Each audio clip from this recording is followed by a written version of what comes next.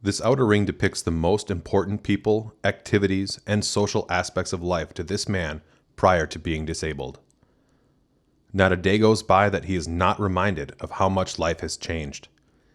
His disability has become a defining factor in his life. Loved dearly by his grandchildren, the time he spends with them usually involves going for rides on his scooter. He would love to run alongside them instead. All is not gloom and doom in his life, however. His current care needs are minimal, and only after the occasional hospitalization do they increase for short periods of time. Between his solid family support system and the friendships he has built and still fosters today, he is confident that his ultimate goal can be achieved. His goals are quite simple and take others into consideration. He wants to continue to drive, even if it means with an adapted vehicle. He wants to remain in a single-family house with his wife, even if it means they have to move. Most importantly, he does not want to become a burden to those he loves and prides himself on not seeking too much help from others and enjoys giving back when possible. While each word you see is still important, or would be if not for the disability, the inner circle has become more of how he describes himself and how he currently views life. The reality of what lies ahead is most concerning to him. He notices the diminished strength in his legs, the increased tingling and pain in his feet, and the uncertainty he has when he tries to walk.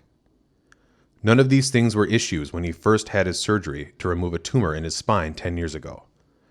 After the first surgery, it was back to work in less than a month without any restrictions or medical concerns. The follow-up visits were even uneventful for the first 3 years. Then subtle changes started to happen. His left foot wouldn't track like the right one, and he would trip and fall frequently. A support brace was recommended, and it helped. During a scheduled follow-up visit with his physician, tests were ordered to determine if the tumor was growing. Results showed that it was indeed growing and was wrapped inside his spinal cord.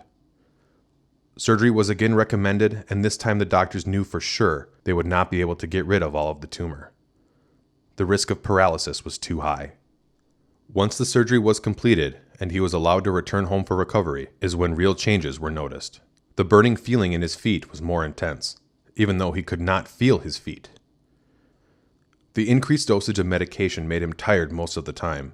He was no longer able to climb a ladder or stairs safely, or assist his employees with equipment repairs on the roof of the facilities he was responsible to maintain. A cane was a must when walking any distance, and frequent breaks were necessary to help relieve some of the pain. The day he dreaded had become reality. He needed to admit that he was no longer able to work. His physician had told him that this day would come. He just chose not to believe. Part of his identity died that day, and he was still in his 40s. The adjustment to disabled life began in a hurry. Financial adjustments were made. Household responsibilities were shifted, and life moved on. Too slowly in many aspects and way too fast in others. His mobility decreased, his pain levels increased, and the need for more mobility aids and pain relievers became necessary. He now spends most of his day in a scooter and takes the maximum dosage of narcotics recommended to alleviate his pain. His underlying health condition has maintained fairly stable for the past year. The 2 years prior were anything but stable. He knows his current condition will not remain status quo forever. He just hopes he can maintain some freedom and live his life as he chooses, even if that means more help from family, friends, or agencies.